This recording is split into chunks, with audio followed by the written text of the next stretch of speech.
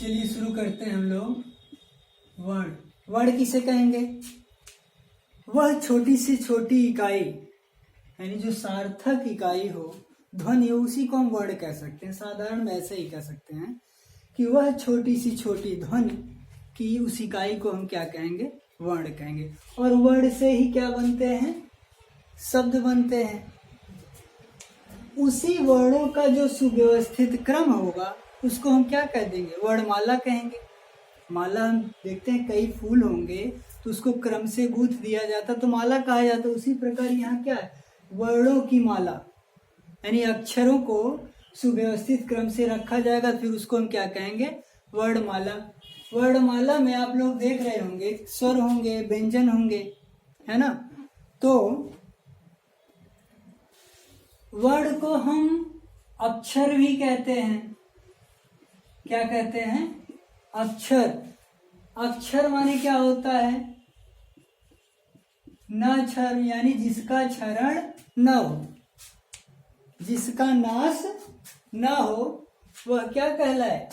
यानी जो विभाजित नहीं हो सकता, वह क्या कहलाएगा? अक्षर। जैसे हमने कहा आ, ई, उ इत्यादि जो है, क, ख, ग, ये क्या है? अक्षर है। अगर हम ये क्या, अब इसमें भी कुछ विभाजित किया जा सकता है?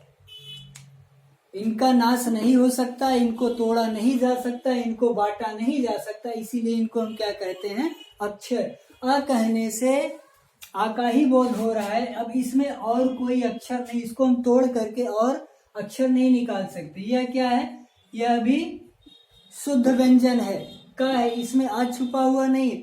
अगर हम इस तरह से लिख दे का और इस तरह से कर दे का और आ, तो अब क्या इसको और विभाजित किया जा सकता है इन दोनों को? नहीं। इसीलिए क्या कहा जाता है? अक्षर। यानी जिसका क्षरण न हो सके वह क्या है? अक्षर। इन्हीं अक्षर में हम देखेंगे पहले क्रम में आता है स्वर। क्या है? स्वर। हम स्वर किसको कहेंगे? स्वर का अर्थ होता है जो स्वयं उच्चरित हो, यानी इसको किसी दूसरे वर्ण की जरूरत नहीं, आवश्यकता नहीं पड़ती, वह क्या कहलाता है? स्वर। स्वर जो है स्वयं उच्चरित होता है, इसे किसी दूसरे वर्ण की सहायता नहीं लेनी पड़ती, वह क्या कहलाता है? स्वर। स्वर को हम अच भी कहते हैं। क्यों? क्योंकि माहेश्वर सूत्र में अच प्रत्याहार में सभी स्वर वर्ण आते हैं, इसलिए स्वर को हम अच भी कहते हैं। जैसे देखिए अच क्या है? ये प्रत्याहार है ना, इसमें कितने वर्ण आते हैं? अ, ई, उ, ड़, पहला सूत्र हुआ, दूसरा री, री, क, तीसरा ए, ओ, न, चौथा है आई, औ, च। अच क्या है? ये आ से ले करके यहाँ च तक यह क्या कहलाएगा? अच। तो ये अपना भी और अपने बीच के अक्षरों का बोध करवाता है। प्रत्याहार तो यही होता है ना, आदिर अंतेन सहेता, और बीच के संज्ञा की गिनती नहीं होती। तो अच में इन्हीं चारों सूत्रों में सभी स्वर आ जाते हैं। तो इसमें कितने स्वर हो जाएंगे?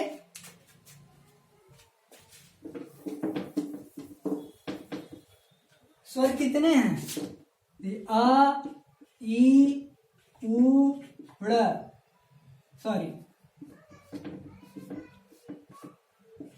री, ली, ए, ओ, आई और औ, ये क्या कहलाएंगे?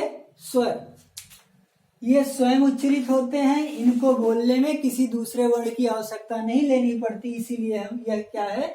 स्वर है। स्वर को अच भी कहते हैं। अच में इतने वर्ण आते हैं। अच में कितने वर्ण आ गए? 9। प्रश्न अगर पूछ ले संस्कृत वर्णमाला में स्वरों की संख्या है तो कितनी है? 9। हिंदी में मत जाइएगा, हिंदी में क्या होता है? वहां 11 हो जाता है। क्यों? क्योंकि हिंदी की वर्णमाला में यहाँ दीर्घा, दीर्घी, दीर्घ ऊ यह भी पढ़ा जाता है, लेकिन यहाँ ये नहीं है। माहेश्वर सूत्र के अनुसार ही हम चलेंगे, वही हमारी वर्णमाला है। तो उसमें कितने स्वर हैं? 9। अब इसमें और ये पूछ सकता है, प्रश्न बना दे, मूल स्वरों की संख्या कितनी है? संस्कृत वर्णमाला में मूल स्वर हैं 5। कितने हैं? 5। कौन कौन से? आ, ई, उ, री और ली। प्रश्न पूछे कि निम्नलिखित में से स्वरों की संख्या कितनी होगी? 4, 5, 3, 11 भी कर दे। मूल स्वर पूछे तो मूल स्वर 5, केवल स्वर पूछे तो 9, और अगर इस तरह से पूछ ले संयुक्त दीर्घ, तो संयुक्त दीर्घ कितने हैं? 4। कौन कौन से? ए, ओ, आई, औ। इनकी संख्या कितनी है? 4। इनको संयुक्त दीर्घ स्वर कहते हैं। संयुक्त क्यों कहेंगे? क्योंकि ये 2 वर्णों के मेल से बना है। एक ऐसे बना है आ धन ई, चाहे ह्रस्व हो चाहे दीर्घ हो, क्या हो जाएगा? ए। ये कैसे बनेगा? आ धन उ, ओ, आ धन ए, 2 अक्षरों से मिलके बना है। आ और ओ मिल करके संयुक्त स्वर बनाते हैं। तो संयुक्त स्वरों की संख्या कितनी है? 4। प्रश्न भी आया था यूपी टेट में इस बार कि निम्नलिखित में से किसका ह्रस्व नहीं होता, शायद यही प्रश्न था। तो ये क्या है? ये दीर्घ वर्ण है। इनका प्लुत तो होगा लेकिन यह ह्रस्व में नहीं आते, ये दीर्घ है।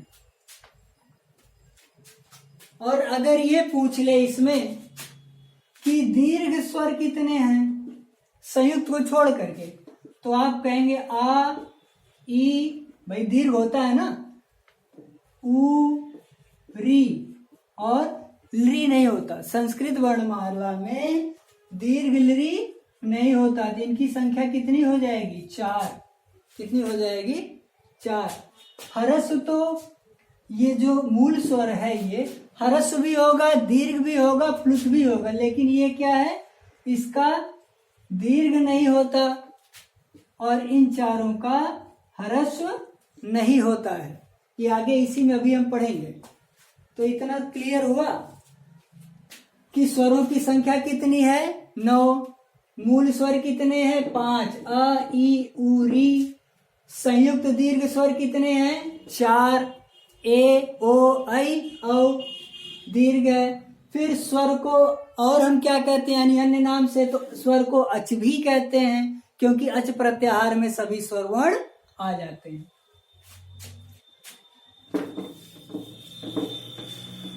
आगे इसी में अगर हम बात करें स्वर कितने प्रकार के होते हैं, तो आप देखेंगे एक सूत्र है उकालो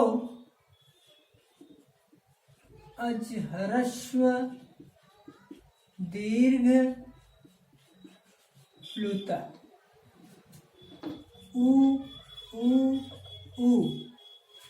इस प्रकार से हम लिख दें। इसके अनुसार जो ये अच है, अच तोड़ेंगे यहां से, फिर यहीं से निकलेगा ह्रस्व, ह्रस्व दीर्घ और प्लुत।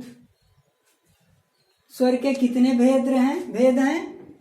काल के अनुसार, यानी जिस वर्ण के उच्चारण में एक मात्रा का समय लगे, एक मात्रा का समय लगे तो उसको हम क्या कहेंगे? ह्रस्व। 2 मात्रा का समय लगे तो दीर्घ, और 2 से अधिक लगे तब क्या कहेंगे? प्लुत। इस प्रकार से स्वर को कितने भाग में बांट दिया गया? 3। ह्रस्व दीर्घ प्लुत। फिर हम देखें इनको जो है, पहले तो क्या हो गया, ह्रस्व, दीर्घ और प्लुत हुआ। फिर हम इसको उच्चारण के अनुसार भी बांट दिया गया। उच्चारण के अनुसार इसके भी 3 हो जाते हैं। कौन कौन सा? उदात्त, अनुदात्त, फिर है स्वरित। उदात्त किसको कहेंगे? उदात्त के लिए सूत्र है उच्चैः रुदात्तः, यानी उच्चैः उदात्तः, जो ऊंचे स्वर में बोला जाए, यानी ताल वाद्य स्थान के ऊपर भाग से बोला जाए, वह क्या होगा? उदात्त। अनुदात्त के लिए क्या संज्ञा करने वाला सूत्र है? नीचैर नुदात्त, यानी नीचैः अनुदात्त, जो ताल आदि स्थान के नीचे भाग से बोला जाएगा वह क्या कहलाएगा? अनुदात्त। स्वरित के लिए क्या सूत्र है? समाहारः स्वरितः, यानी जो उदात्त और अनुदात्त ये जो दोनों वर्ण धर्म है जिसमें समान रहे उसको हम क्या कहेंगे? स्वरित। क्या हो गया? स्वरित। फिर पुनः इनके 3 भेद हो गए। इनका पुनः जो है 2 भेद और किया गया। क्या? अनुनासिक और इसके बाद है अननुनासिक। अब प्रश्न पूछता है पेपर में कि इतना तो हो गया, हम कहें अ, ई, उ, री और ली, ये हम अगर ह्रस्व के लिए कॉलम बना दें, ठीक। फिर अ, ई, उ, री, ये दीर्घ के लिए, दीर्घ में ली वर्ण नहीं होता है। एक सेकंड, फिर यहां हम कर दें अ, ई, उ, री, ली, ए, आई, ओ और औ। अभी यहीं से आप लोगों को क्लियर हो जाएगा कैसे यह जो 18 प्रकार का होता है, कैसे यह 12 प्रकार का होता है, ये ली, और ए, आई, ओ, औ कैसे 12 प्रकार का होता है। तो आइए देखते हैं।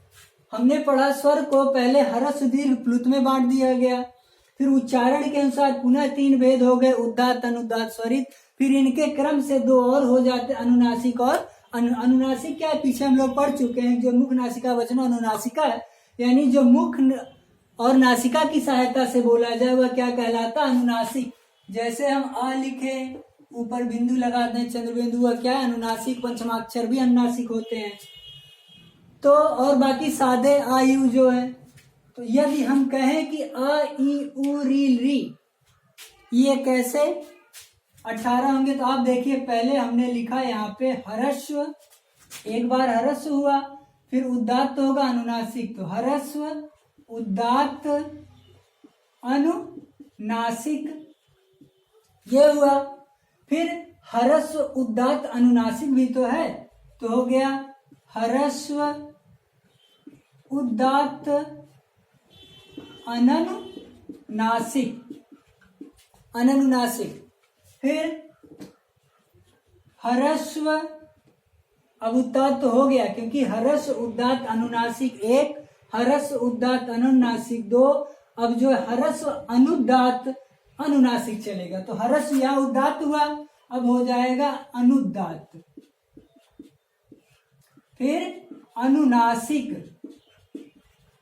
फिर पुनः हो जाएगा ह्रस्व, अनुदात्त, पुनः अननुनासिक। फिर ह्रस्व, स्वरित में आएंगे हम, ह्रस्व, स्वरित, अनुनासिक। फिर हो जाएगा ह्रस्व, स्वरित, अननुनासिक। तो 6 भेद तो ये हो गए ह्रस्व के। यही पुनः हम कर दें दीर्घ, और फिर वही हो जाएगा दीर्घ उदात्त अनुनासिक।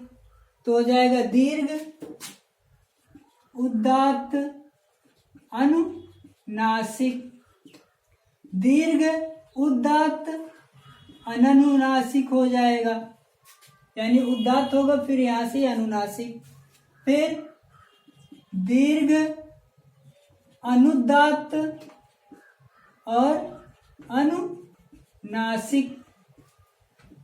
ठीक है, फिर दीर्घ अनुदात्त अनुनासिक,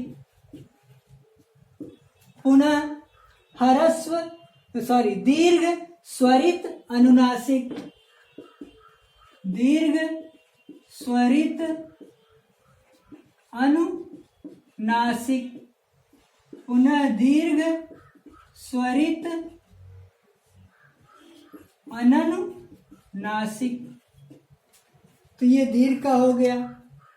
6 कितने हो गए? 12। फिर अब इसमें देखेंगे ये प्लुत का कॉलम है। प्लुत उदात्त अनुनासिक, फिर प्लुत उदात्त अनुनासिक,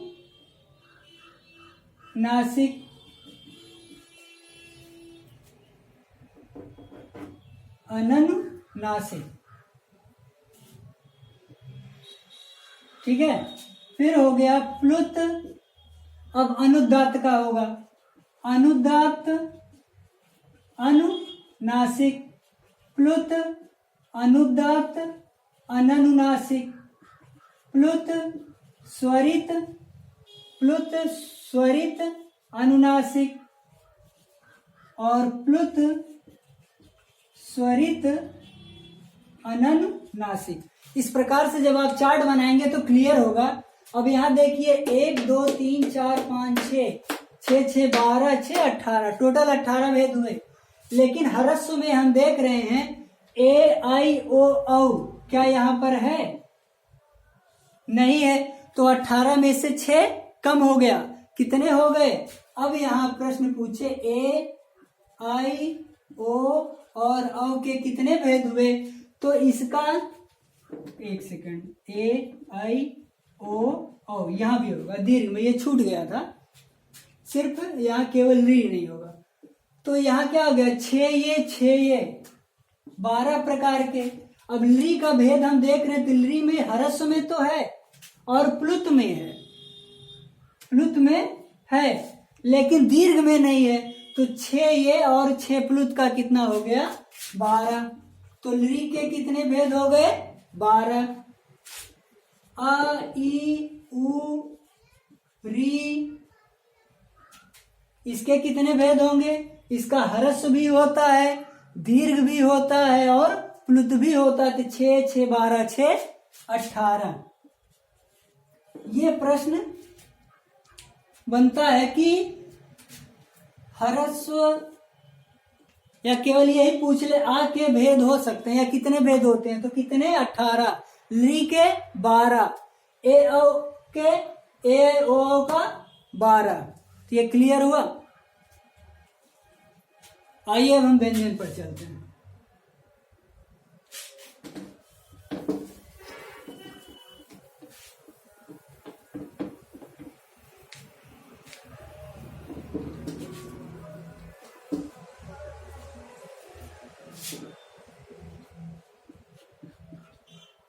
व्यंजन किसे कहेंगे हम? स्वर तो स्वयं उच्चरित होता था। व्यंजन क्या है? इसके उच्चारण में स्वरों की सहायता लेनी पड़ती, यानी किसी न किसी की इसको आवश्यकता पड़ती है। यानी व्यंजन ऐसे वर्ण हैं जिनका बिना किसी दूसरे वर्ण से मिले उच्चारण नहीं हो सकता। वह क्या कहलाते हैं? व्यंजन कहलाएंगे। जैसे यदि हम कहें का, क्या कहें? तो जब हम का बोल रहे हैं या उच्चारण कर रहे हैं तो इसमें आ रहा है कि नहीं? बिना इसके हम उच्चारण कर ही नहीं सकते। इसीलिए सूत्र आता है हकारादिश वकारा उच्चारणार्था, यानी जो माहेश्वर सूत्र में हैवरट से लेकर के हल तक है उसमें जो आ है वह केवल उच्चारण के लिए होता है। तो व्यंजन क्या है, बिना स्वर की सहायता से इसका उच्चारण नहीं हो सकता। ठीक है। व्यंजन को और हम क्या कह सकते हैं, व्यंजन को हम हल भी कहते हैं, क्योंकि हल प्रत्याहार में सभी व्यंजन वर्ण आ जाते हैं, हैवरट के ह से लेकर के हल के ला तक। एक प्रश्न ये पूछा जाता है कि माहेश्वर सूत्र में ऐसा कौन सा वर्ण है जिसकी आवृत्ति 2 बार हुई है, तो वह क्या है, हा है। यह हैवरट के हा में भी हा है और लास्ट अंतिम 14वें सूत्र में हल में भी क्या है, हा है। यह 2 बार आया है। यह है व्यंजन।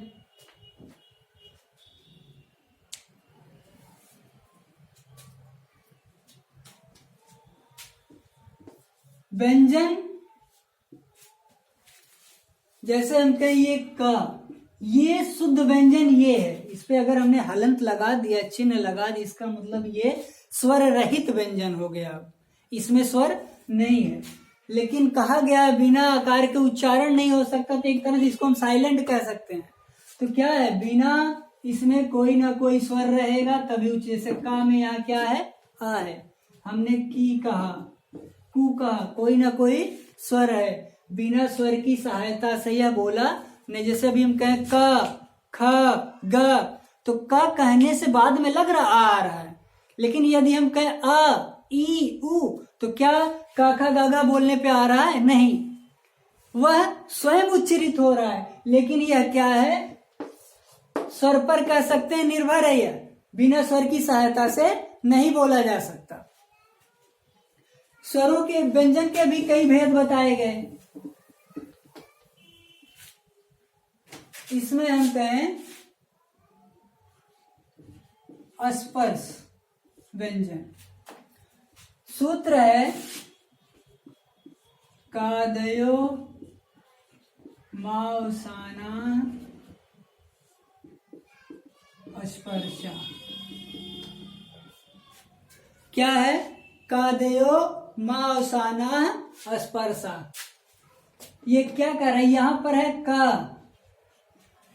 कादयोहन आदि, का आदि में हो जिसके, और क्या है मां अवसान में हो, समाप्ति पर हुआ क्या कहलाएगा, स्पर्श। आप क ख ग घ न पढ़ते हुए जब जाएंगे प फ ब भ म तक, यानी कि क ख ग घ ng, च छ ज झ य, ट ठ ड ढ ड़, त थ द ध न, प फ ब भ म। यहां का से लेकर के ये क्या है, म तक क्या कहलाएंगे, स्पर्श व्यंजन। इसके उच्चारण में मुख में समझिए कहीं ना कहीं तो स्पर्श होगा ही, इसलिए क्या कह सकते हैं, इसको हम स्पर्श कह सकते हैं। तो क से लेकर के म तक के वर्ण क्या कहलाएंगे, स्पर्श व्यंजन कहलाएंगे। सूत्र क्या है, कादयो मां अवसाना स्पर्शा। अब ये पूछ ले कि स्पर्श व्यंजन में कितने वर्ण आते हैं, तो आप देखेंगे क ख ग घ 5 ये, और ये 5 5 5 10 5 15 5 20 5 25। स्पर्श वर्णों की संख्या कितनी है, 25। इसमें यह भी, इसको हम का वर्ग कह सकते हैं, इसको च वर्ग, ट वर्ग, त वर्ग, प वर्ग। का वर्ग कहने से क ख ग घ ङ 5 वर्णों का बोध हो जा रहा है। तो अब ये पूछ ले वर्ग कितने हैं, वर्गों की संख्या, तो 1 2 3 4 5, वर्ग कितने हैं, 5। इनको हम कु चु टू तू पू भी कहते हैं। क्या कहेंगे, कु चु टू तू पू, इनको उदित कहते हैं। क्या कहते हैं? उदित। ये उदित कहलाते हैं। उदित क्या है? उदित का मतलब है, इसको आप तोड़ेंगे तो यहां से निकलेगा उत। क्या? उत। फिर है ये इत। उत का मतलब ये तापरकरण के लिए यहां बचा उ, जिसमें उ इत हो। इसमें क्या ये उ इत हो जाता है। यह क्या है? इत है। फिर यह वर्ग का बोध करवाता है। जिसमें उ इत संज्ञक हो वह क्या होगा? उदित कहलाएगा। तो वर्गों की संख्या 25, स्पर्श की संख्या वर्गों की संख्या 5, स्पर्श की संख्या 25। और यदि यह पूछ ले कि का वर्ग, इसमें कितने वर्ण आएंगे, तो एक वर्ग में कितने वर्ण आ रहे हैं? 5। इसी तरह 5 25, कितने वर्ण हो जाएंगे? 25।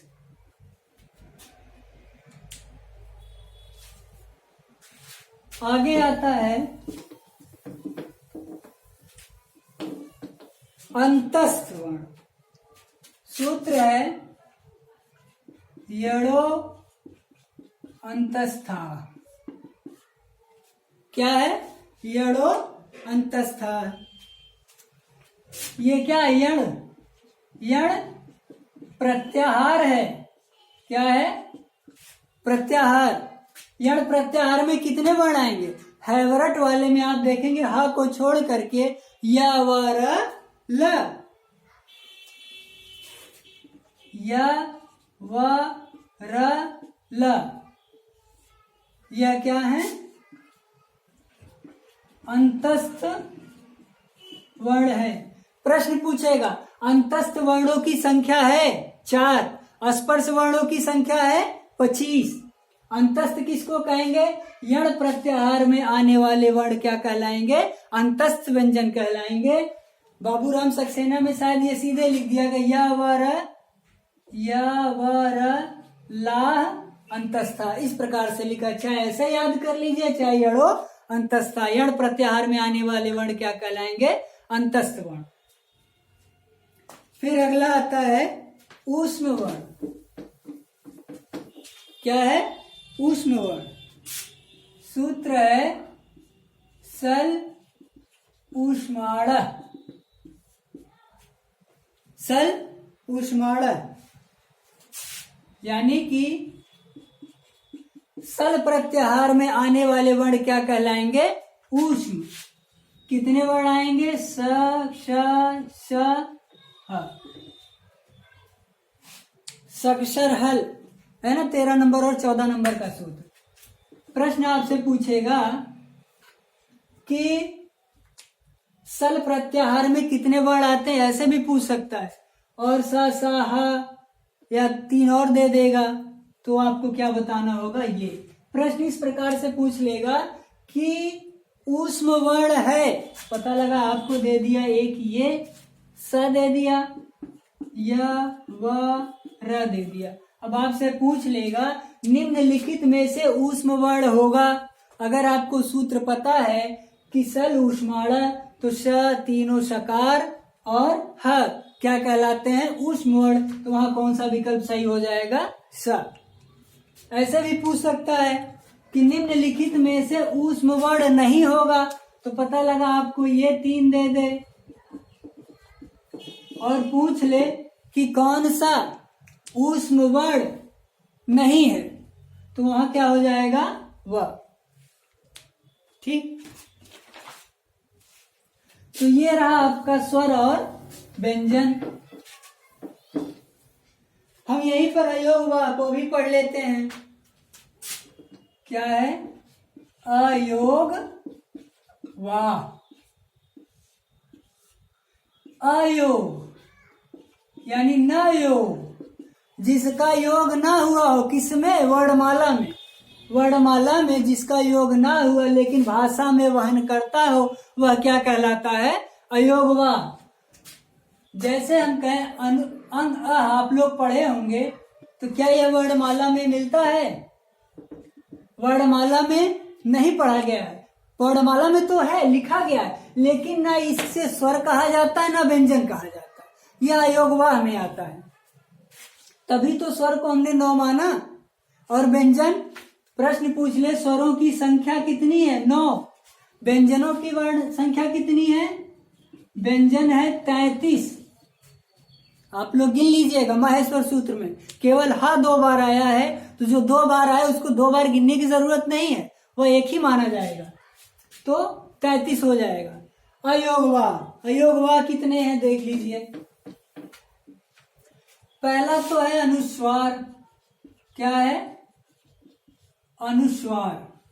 दूसरा विसर्ग। तीसरा जिह्वा मूली, जिह्वा मूली।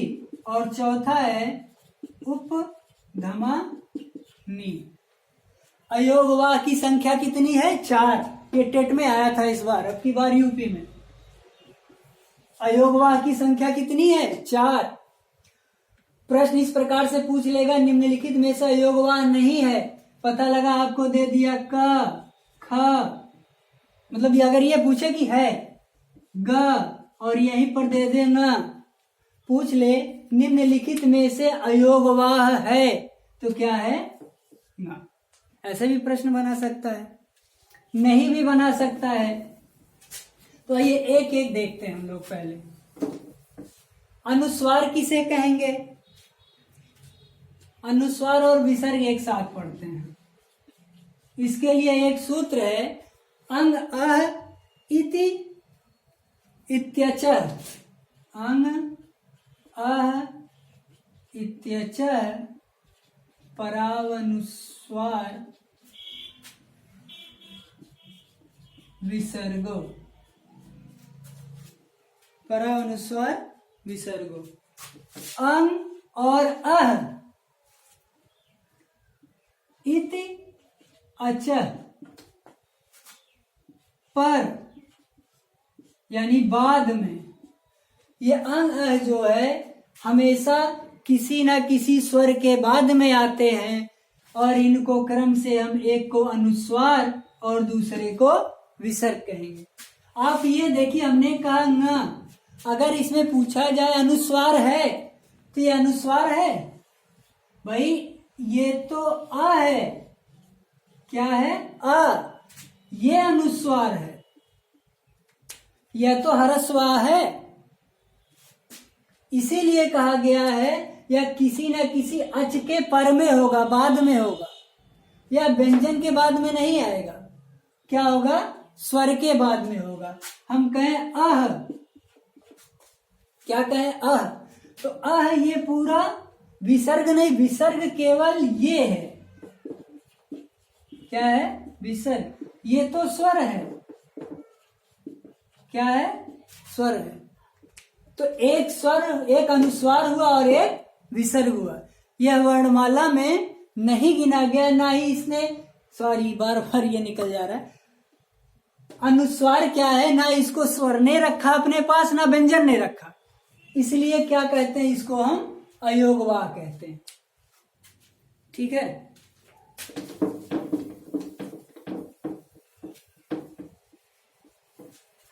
अनुस्वार की संख्या 1, विसर्ग की संख्या 1। अब देखते हैं जिह्वा मूली। जिह्वा मूली क्या है? इसके लिए सूत्र है क ख इति कखाभ्याम प्रागर्ध विसर्ग सदृशो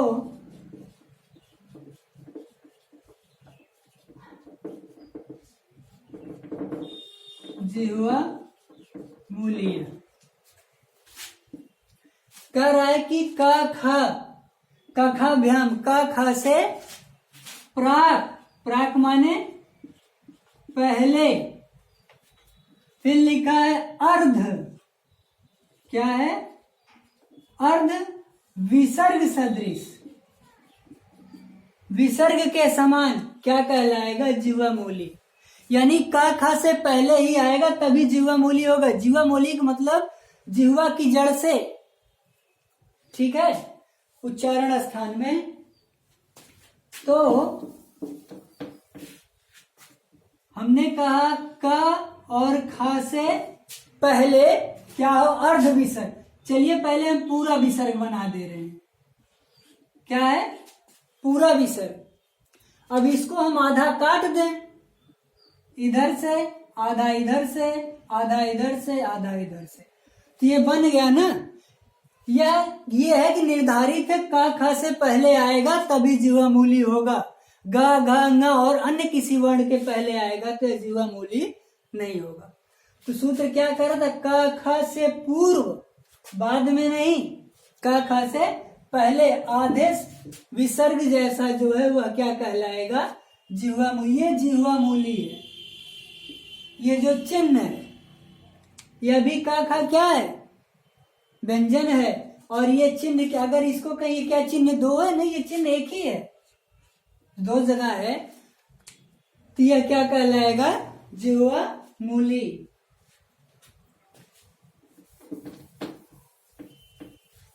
अगला है उपधमानीय। उपधमानीय क्या है? वही सूत्र उसी तरह सेम है। इसमें प फ इति पफाभ्याम प्राग अर्ध विसर्ग सदृश उपधमानी। इसमें भी कह रहा है प और फ से पहले आधे विसर्ग जैसा